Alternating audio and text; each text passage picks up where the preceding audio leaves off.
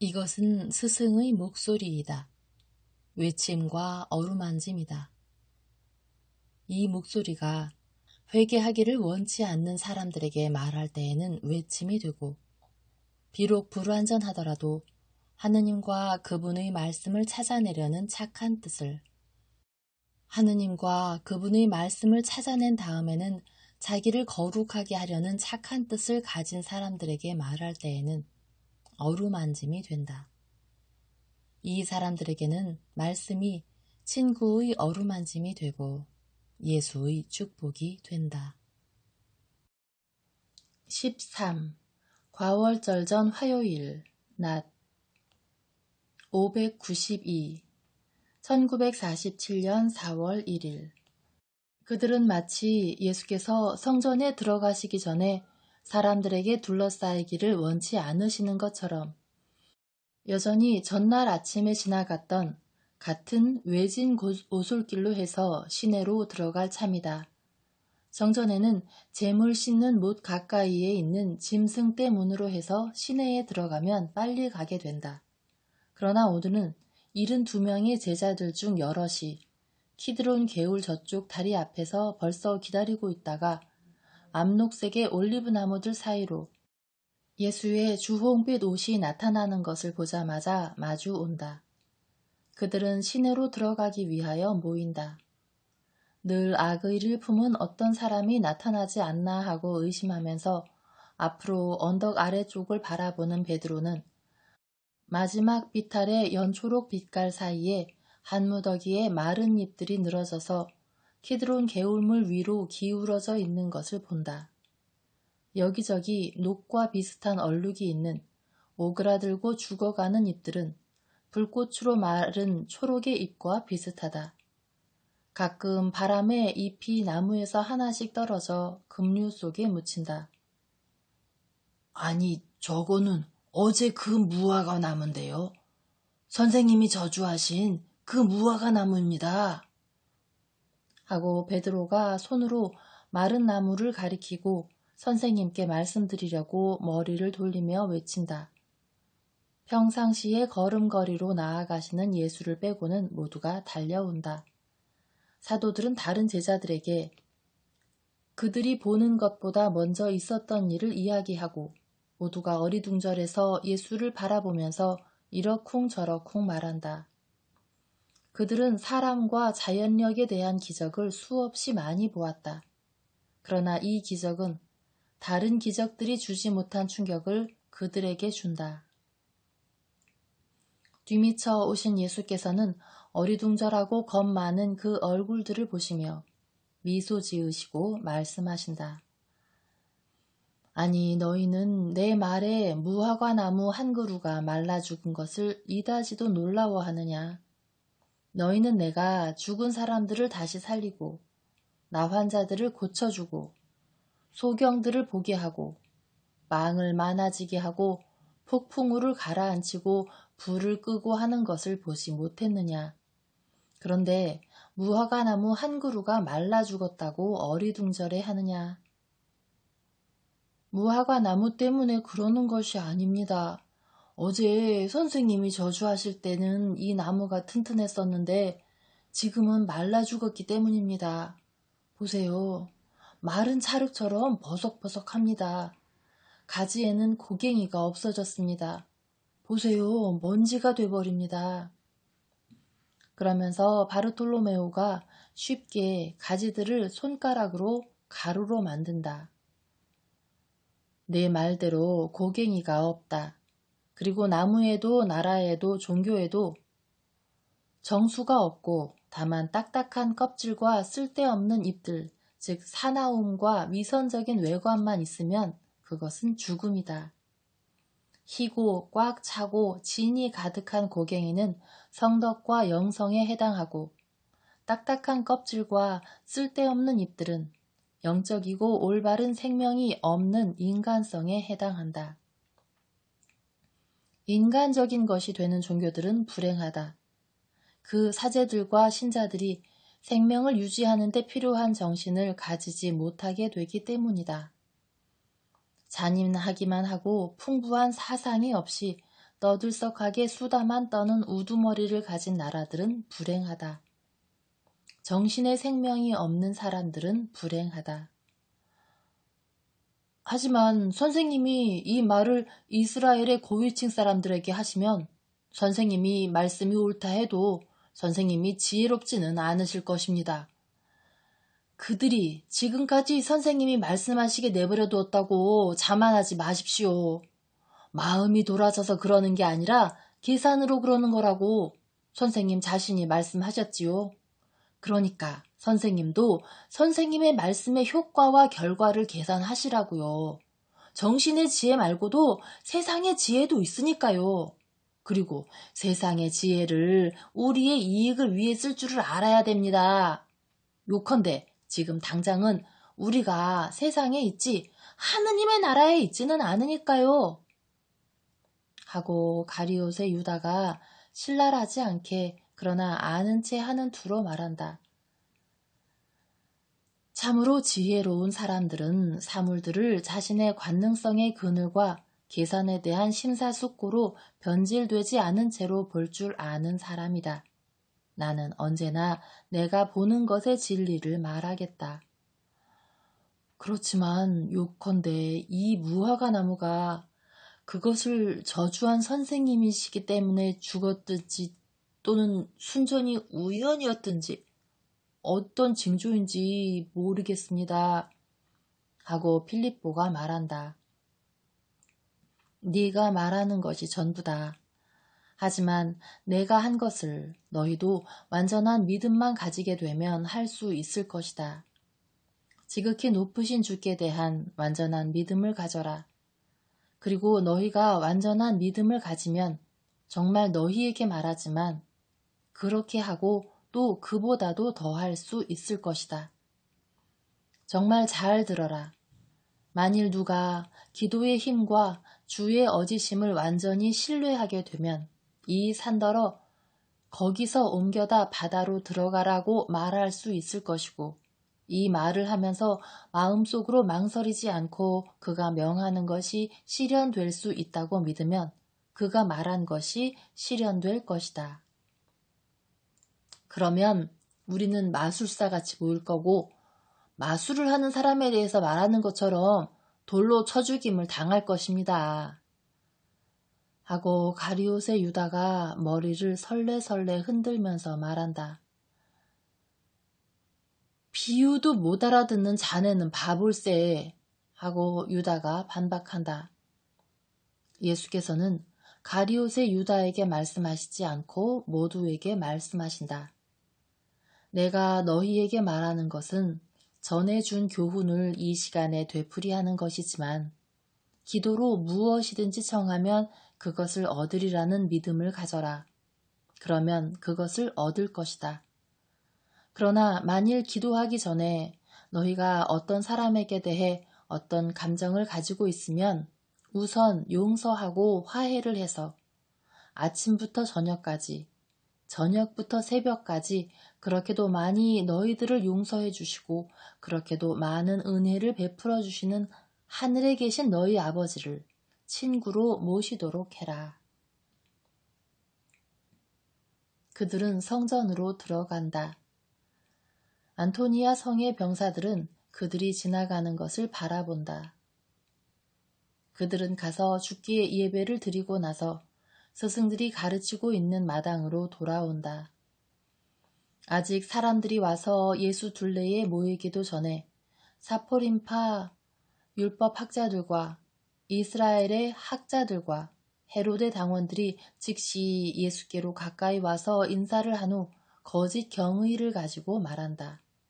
선생님, 우리는 선생님께서 지혜로우시고 진실을 말씀하시고 진리와 정의를 빼놓고는 아무것도 어떤 사람도 고려하지 않으시고 하느님의 길을 가르치시며 선생님께 대해서 다른 사람들이 어떤 생각을 하든지 별로 상관하지 않으시고 사람들을 선으로 인도하시는 데에만 마음을 쓰신다는 것을 압니다. 그러니 말씀해 주십시오. 가이사르에게 세금을 바쳐도 됩니까? 아니면 그렇게 하는 것이 불법입니까? 어떻게 생각하십니까? 예수께서는 날카롭고 엄숙한 통찰력을 가진 그런 시선으로 그들을 보시면서 말씀하신다. 왜 나를 위선적으로 시험하시오? 당신들 중에 어떤 사람은 내가 위선적인 경의로 속아 넘어가지 않는다는 것을 알고 있는데 말입니다. 하지만 세금 내는 데 쓰는 돈 한 잎을 보여주시오. 그들은 예수께 돈 한 잎을 내민다. 예수께서는 그것을 앞으로 뒤로 살펴보시고 왼쪽 손바닥에 놓으시고 오른손 검지로 그것을 두드리시면서 말씀하신다. 이 초상은 누구의 것이며 여기 새겨져 있는 것은 무슨 말입니까? 그것은 카이사르의 초상이고 새겨진 글은 그의 이름입니다. 지금 로마 황제인 가이우스 티베리우스 카이사르의 이름이지요. 그러면 카이사르의 것은 카이사르에게 돌리고 하느님의 것은 하느님께 돌리시오. 그러시면서 돈을 당신께 드렸던 사람에게 돌려주신 다음 그들에게 등을 돌리신다. 예수께서는 말을 여쭈어 보는 수많은 순례자 가운데 이 사람 저 사람의 말을 들으시고 위로하시며 죄를 사해 주시고 병을 고쳐 주신다. 시간이 흘러간다. 예수께서는 성전에서 나오시는데 아마 성문 밖으로 나가셔서 그 일을 책임진 라자로의 하인들이 가져오는 음식을 드시려고 그러시나 보다. 예수께서 다시 성전에 오셨을 때는 오후이다. 예수께서는 지칠 줄을 모르신다. 병자들 위에 얹으시는 그분의 손에서와 그분께 가까이 오는 수많은 사람에게 개별적인 조언을 주시려고 열리는 그분의 입술에서는 은총과 지혜가 흘러나온다.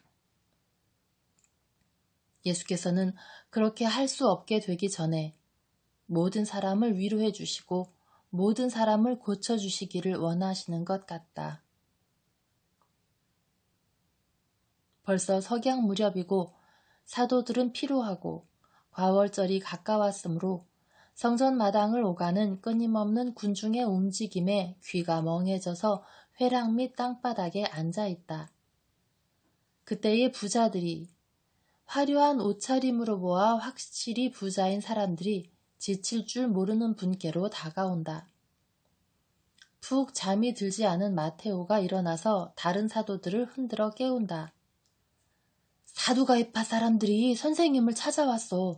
그들이 선생님께 무례한 행위를 하거나 타격을 드리고 또 업신여기려고 하거나 하지 못하게 선생님을 혼자 내버려 두지 말게. 그들은 모두 일어나서 선생님께로 가서 즉시 둘러싼다. 나는 그들이 성전에 왔을 때나 정오에 다시 왔을 때에 보복이 있었던 것을 알아차릴 것 같다. 사두가이파 사람들은 지나치게 굽실거려 예수께 경의를 표하면서 말한다. 선생님이 헤로데당 사람들에게 지혜롭게 대답하셨기 때문에 우리도 선생님의 빛의 광선을 하나 얻고 싶은 욕망이 생겼습니다. 이것 보십시오.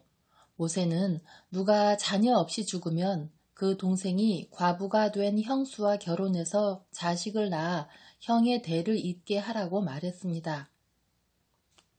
그런데 저희들 가운데 7 형제가 있었습니다. 첫째가 어느 처녀와 결혼했는데 자식을 남기지 못하고 죽었습니다. 그래서 아내를 동생에게 넘겨준 꼴이 되었는데 둘째도 자식 없이 죽었고 그 앞에 2 형이 남긴 과부와 결혼한 셋째도 마찬가지였고 7째까지 이렇게 되었습니다. 마침내 7 형제와 결혼했던 여자도 죽었습니다. 말씀해 주십시오. 만일 사람들이 다시 살아난다는 것이 틀림없는 사실이고 우리 영혼은 살아남아 마지막 날에 육체와 결합해서 다시 산 사람들을 만들게 된다는 것이 틀림없는 사실이라면 육신이 부활할 때에 7 형제 중에 누가 아내를 차지하겠습니까? 그들 모두가 이 세상에서 그 여자를 아내로 삼았었으니 말입니다. 당신들 생각은 틀렸습니다. 당신들은 성서도 하느님의 능력도 이해할 줄을 모릅니다. 내세는 이 세상과 매우 달라서 영원한 나라에서는 이 나라에서와 같이 육체의 욕구가 없을 것입니다. 왜냐하면 사실 최후의 심판 후에 육체가 부활해서 불멸하는 영혼과 결합하여 지금 나와 당신들의 육체가 살아있는 것과 같이, 아니 그보다 더 낮게 살아있는 하나의 전체를 다시 만들겠지만 그 육체는 지금 있는 것과 같은 법칙과 특히 충동과 악습의 지배를 받지는 않을 것입니다. 부활한 후는 남자들과 여자들이 결혼하지 않을 것이고 결혼하지 않고 그러면서도 숭고하고 영적인 완전한 하늘에 있는 하느님의 천사들과 같이 될 것입니다. 죽은 이들의 부활로 말하자면 가시덤불에서 하느님께서 모세에게 어떻게 말씀하셨는지 읽지 못했습니까? 그때에 지극히 높으신 분이 무엇이라고 말씀하셨습니까? 나는 아브라함의 하느님, 이사악의 하느님, 야곱의 하느님이다 하고 말씀하셨습니다. 하느님께서는 아브라함과 이사악과 야곱이 있었지만은 이제는 있지 않는다는 것을 이해시키려고 나는 이였다 라고 말씀하지 않으셨습니다. 하느님께서는 나는 이다 라고 말씀하셨습니다. 왜냐하면 아브라함과 이사악과 야곱이 있기 때문입니다. 불멸하는 사람으로 이 세상에 존속하는 동안은 모든 사람이 그 불멸하는 부분으로 존재하고 그 다음에는 부활한 육체와 더불어 영원히 존재하는 것과 같이 말입니다. 그들은 모세와 예언자들과 의인들이 있는 것과 같이 존재하고 불행히도 카인이 존재하고 홍수를 겪은 사람들과 소돔 사람들과 대주의 중에 죽은 모든 사람이 있는 것과 같이 존재합니다. 하느님은 죽은 이들의 하느님이 아니시고 산 이들의 하느님이십니다. 선생님도 돌아가셨다가 다시 살아나실 것입니까? 하고 그들은 예수를 시험하려고 묻는다. 그들은 자기들이 유순한 것이 벌써 실증이 난다. 그들의 원하는 대단해서 그들은 자제할 줄을 모른다. 나는 살아있는 사람이고 내 육체는 썩지 않을 것입니다. 우리는 계약의 궤를 빼앗겼고 상징으로서의 지금의 것도 빼앗길 것입니다. 우리는 성막도 빼앗겼고 또 파괴될 것입니다. 그러나 하느님의 진짜 성전은 빼앗기지도 파괴되지도 않을 것입니다. 그의 반대자들이 그렇게 했다고 믿고 있을 때 그때야말로 하느님의 진짜 성전이 참다운 예루살렘에 그의 모든 영광을 갖추어 세워질 것입니다. 안녕히들 계시오. 그러면서 예수께서는 이스라엘 사람들의 마당으로 급히 가신다. 은나팔들이 저녁 제사에 오라고 부르기 때문이다. 예수께서는 내게 이렇게 말씀하신다. 요한과 야고보의 어머니가 그의 아들들을 위해서 자리 하나를 청한 환상에서 내 자네라는 표현을 네게 지적한 것과 같이 어제의 환상에서도 이 돌에 부딪히는 자는 부서질 것이다 하는 대목에 주의하라고 말하겠다. 번역에는 항상 위에라는 단어를 사용한다. 그러나 나는 위에라고 말하지 않고 에라고 말했다. 그런데 이것은 내 교회의 원수들에 대한 예언이다. 내 교회를 전적으로 반대해서 내 교회에 부딪히는 자들은 교회가 모퉁이 돌이므로 부서질 것이다. 이 세상의 역사는 20세기 때 내가 말하는 것을 확인한다. 교회를 박해하는 자들은 모퉁이 돌에 부딪혀서 부서진다. 그러나 또한 그의 위에 우두머리요 신랑인 나의 것인 그 정배에, 나의 것인 저 신비체의 단죄에 무거운 짐이 내려쳐질 그 사람도 으스러질 것이며 교회에 속해 있기 때문에 하느님의 벌에 대해 보호를 받는다고 믿는 사람들도 이것을 생각해야 한다. 그리고 여전히 살아있으면서 내 봉사자들에 대해서 적의를 품고 있는 율법학자들과 사두가이파 사람들의 이의를 예방하기 위해 나는 이렇게 말한다. 이 마지막 환상들에 오늘의 환상 끝에 있는 문구와 같은 복음서에는 없는 문구들이 있고, 내가 무화과 나무에 대해서 말하는 대목과 또 다른 대목 같은 복음서에 없는 대목들이 있는 것에 대하여는 복음사가들이 여전히 그 백성에 속하는 사람이었고, 좀 지나친 일체의 충격은 새로 입교한 사람들에게 해로운 과격한 반항을 일으킬 수 있는 그런 시대에 살고 있었다는 것을 그 사람들이 상기해야 할 것이라고. 그들이 사도행전을 다시 읽기 바란다. 그러면 그들은 그 많은 여러 가지 생각들의 융합이 조용하지는 못했고, 그들이 서로의 공로를 인정하면서 서로 우러러 보았지만은 사람들의 생각은 다양하고 항상 불완전하기 때문에 그들 사이에 충돌이 없지 않았다는 것을 알게 될 것이다. 그래서 이 생각과 저 생각 사이에 더 깊은 단절을 피하기 위해 복음사가들은 성령의 비추심을 받아 히브리 사람들의 지나친 민감성을 자극할 구절들과 그들도 우리와 같다고 말하면서 물러가지 않기 위하여는 교회의 핵을 이루는 히브리 사람들은 완전하다고 믿을 필요가 있었던 이방인들의 빈축을 샀을 구절들은 일부러 그들의 글에서 빼놓은 것이다. 그리스도가 당한 박해를 아는 것은 좋았다. 그러나 이제는 특히 지도층 사람들이 타락해버린 이스라엘 백성의 정신적인 병을 아는 것은 좋지 않았다. 그래서 복음사가들은 할 수 있는 대로 그 사실을 감추었다. 율법학자들과 사도가이파 사람들은 복음서가 내가 아버지께로 올라간 승천에서 더 멀리 떨어진 시기에 써지는 데 따라서 감추었던 사실들이 점점 명백해져서 요한의 명쾌한 복음서에까지 이르렀음을 알아야 한다.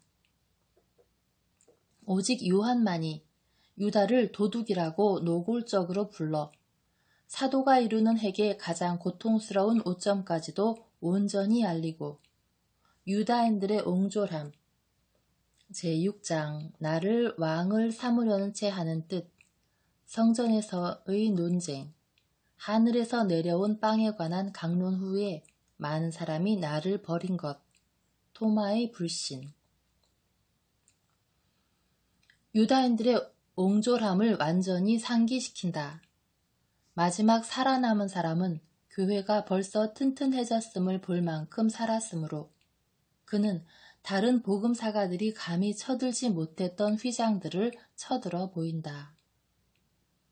그러나 이제는 하느님의 성령께서 사람들이 이 말들까지도 알기를 원하시고 그로 인해 주를 찬미하기를 원하신다. 왜냐하면 그것들이 마음이 올바른 사람들에게는 그만큼 더 많은 빛이 되고 그만큼 더 많은 증거가 되기 때문이다.